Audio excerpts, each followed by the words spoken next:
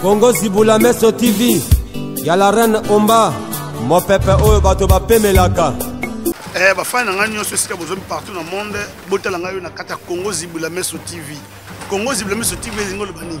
Congo fungula misu na théâtre télévision. Congo Zibula Meso TV. Donc si on a besoin de ngai, kotaka na Congo Zibula Meso TV ko mona ngala validé. Et ko zo biloko asika. Pour ma sola politique na bete ngota na ko bete yango. Na na galera na na polaki. Et puis na zo ko lobate. Et puis na zo linga bisa trouble. Mais mon so ko bisa trouble ngala validé na bitike patata. Patata zo mwana yo. Ngala la banzala mingi na Congo na boy trouble. Na ko ya ko récupérer après. Donc voilà Congo Zibula Meso TV la validé ndalinga loba sikoyo. Do bo s'abonner belé massivement. Pour na loba. Na zoki te et puis na nga bisa trouble. Et voilà, mesdames, messieurs, fidèles internautes, partout vous nous suivez à travers Congo Zibula Meso, Motena Bino, Motena Poto, Motena Afrique, Motena Asie, Motena Amérique, Motena Europe,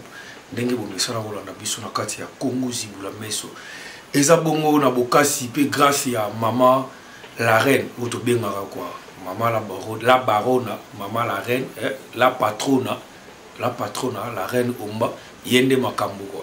Babi la reine Omba, la patrona, yende makambo. Veri maman ya bana, maman ou benazala, ana bana na egi toko, iboyebi quoi. Maman la reine, la patrona, wana bena babi maman na biso, moi si ya bato ya. Maestro Katou Seko, un allemand noir, na katia Bundes, veut dire maestro Katou Seko, wana prêtre, ya danger na katia allemand quoi, un allemand noir na katia allemand,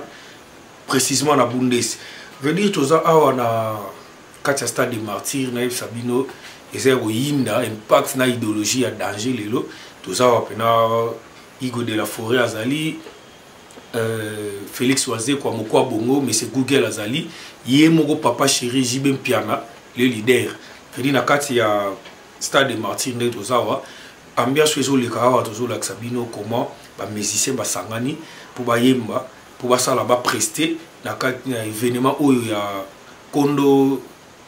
papa la biso Etienne Tshisekedi wa utengo tika biso ya cela 2 ans ne boyebi ke ibemene ekoma lobby na kati ya Congo et kita pena na aéroport à Congo go ya lobby yango ba musicien ba sangani ambiance eza ya bosakana te veri tozotala yango ensemble na bino do tozana bangwa wa Wilson ba Jibem Piana et na Félix Oazé ko na ba musicien mususu ba yi pona ko lobela ndenge nini ba ko prester na événement wana goleka lobby tango ibembe boyati tango ba osala ya matanga ya Kondo Tshisekedi yo azaki pena azaki opposant historique na kati ya Congo veut dire atambo si pena makambo na bien na ndenge ya opposition lelo pe mwana na président ou toujours benga lelo Antoine Félix Tshisekedi son excellence notre président de la République quoi yango toujours tika ambiance oyo total ambiance ndeni nezoleka po eza nango interview to ye donc bango ba loba biso pe toujours loba donc eza nango logo te to sali lango biso te mais to kutena bango ka na kati toujours loba na bango ndeko zomona awa to za pena na kati ya stade de martyr. Voilà, je voulais suivre bolanda ndeni na ambiance ezoleka bongo to zonga lisusu. C'est parti. Bana Congo to le laki père de la démocratie atikali biso. To le laki corps na ezo. Corps na ya mboka bango. Corps ya papa Etienne Tshisekedi wa Mulumba ekokoma jeudi oyo to sengi biso nyonso peuple congolais to yamba yango na aéroport anji to le laé mais na yebi ke ba émotion vous allez belé émotion vous allez belé na bato ba lelaki père de la démocratie corps eza okoma jeudi mais biso ba musicien ba artiste biso nyonso toza na rendez-vous vendredi na stade de martyr donc on est là on ndenge biso ko yebi kolela biso ba musicien tolela na loyembo kolela na musique na loyembo to betele musique to yebi ke papa banoni na musique mingi alors ben na biso n'ayez pas peur au bangate alors ben na biso le peuple d'abord boya kolela na ye alors ben na biso prenez-vous en charge donc toujours en charge na biso soit ministère to kolela bina na ndenge ya solo tozi charge ya dei wana donc na nuit wana ya vendredi ti samedi na tongo donc butwana to suma kama amen so ba mission to suma kama amen to la papa na ninga bien na ninga bo biso to yikolela donc mon na artiste ne soit bien bazar donc ya mon vendredi na stade de Martyr to bengi ba fanatique na biso nyonso ba fanatique nyonso o balinga na biso ba ya tolela ensemble na bango et puis na peuple congolais peuple population mobimba oya tolela ndenge biso tomesana tolelara na nzembo na koyemba na kobina papa balingaki misiki on va prendre en charge l'affaire merci la démocratie papa Tshisekedi bango bana mboka linga kolobesa te bino boyebi o papa sala mpona mboka oyo moto akoboya mwaza te balobi vendredi tokuta lisusu na stade de Martyr tozala biso nyonso tozongisa bolingo oyo papa azalaki nango na biso peuple ya olobaka le peuple d'abord biso monde tokolangisaki papa azalaki bien na biso donc tozosenga baartiste tout place kozali bafanatique na biso baartiste vendredi pourtant eza na stade de Martyr tokozala wana tokolakisa bolingo oyo papa azalaka nango na biso babundi mingi mpona mboka moto akoboya mwaza te balobi totya makambo nyonso na se conflit oyo makambo eza te lakisa moke oyo akofa azalaka moto oyo alingaka mboka oyo balobi en tout cas merci beaucoup tolelaki awa corps eya na kisasa eye mpe na kaka mboka c'est-à-dire place oyo nyonso okutana eza mo na stade de Martyr programme toza nango tyango na se tokutana vendredi tolakisa bolingo oyo papa azalaki nango avec biso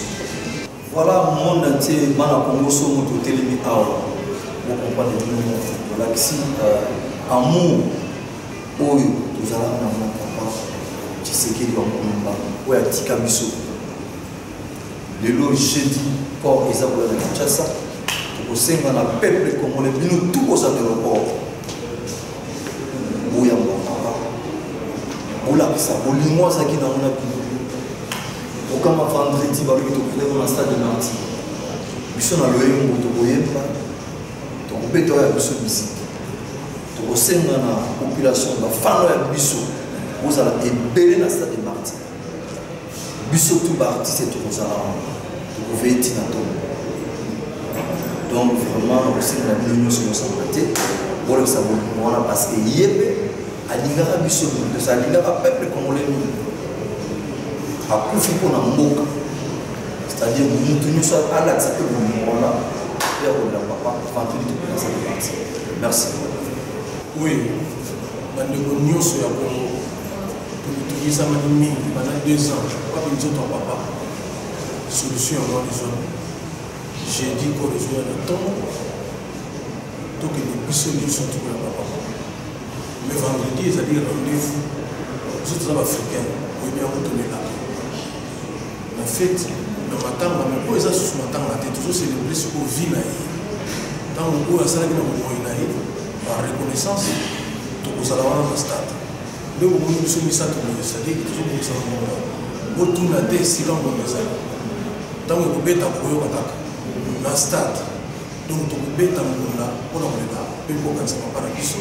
wana ezali célébration ya oyo asalaki mpona biso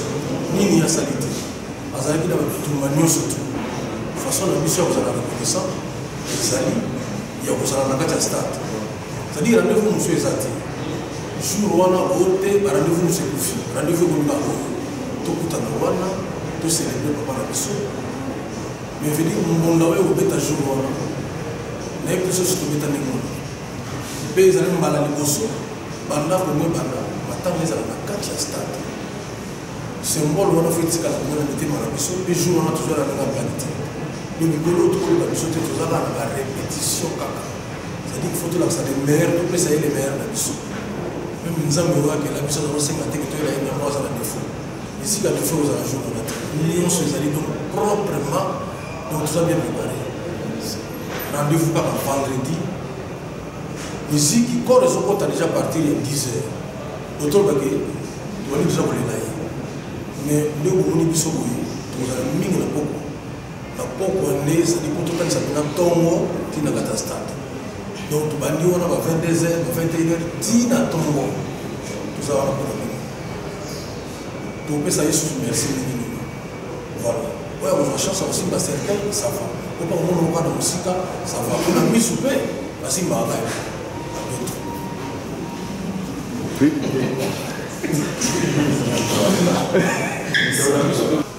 Étienne Tshisekedi Wamulumba,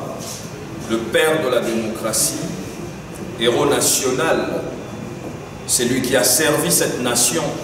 avec loyauté, fidélité, au-delà de la négation, nous a quittés depuis 2017, le 1er février, en Belgique, à Bruxelles. Aujourd'hui, nous sommes joyeux, contents que cette illustre personne nous revienne, non pas pour faire le deuil, mais pour célébrer ce qu'a été sa vie. On a reçu énormément d'enseignements de cet homme. Il nous a légué un héritage et nous devons protéger cet héritage pour les générations futures. Dans la République démocratique du Congo, ndenge bomoni bilongi oyo eza awa eza bilongi ya baye oyo bapeselaka bino biyano na oyo bino bozalaka na posa ya koyoka. La grande famille artistique composée de grands musiciens représentée par 3 grands ndenge bomoni awa Félix Wazekwa, Werason, Jibem Piana, balobi baya kolela papa. Mais bakolela papa bamomorote bakolela ngona bino bafan. Kati na bino ba membre pe ya ba parti politique ebele bazalaki. Boya bo sepelisa bana nyonso tu ya Congo na stade de martyr parce que Étienne Tshisekedi était grand. Étienne Tshisekedi restera grand et son image vivra à jamais dans nos têtes, dans nos cœurs, et on continuera toujours à enseigner enseignement naïe, na bananion pour la paix, na nzela ya politique. Nzambazala na bino, vive la République démocratique du Congo. Congo Zibula Meso TV, y'a la reine Omba, mon pépé oyo bato ba pemelaka.